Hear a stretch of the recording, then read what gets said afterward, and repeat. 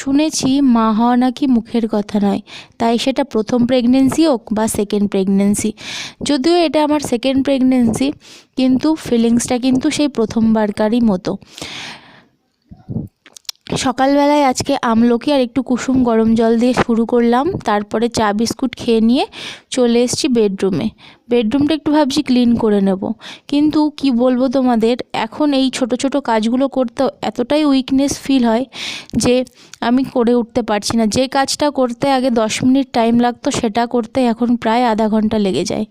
যেহেতু আমার এখানে কেউ থাকে না, নিজের মা শাশুড়ি মা সবাই কলকাতায়, আর আমি যেহেতু বাইরে থাকি, তো এই কাজগুলো যেন করতে ভীষণ টাফ হয়ে যায়। আর আমি এক্ষুনি এত তাড়াতাড়ি একটা হেল্পিং হ্যান্ড রাখতে চাইছি না।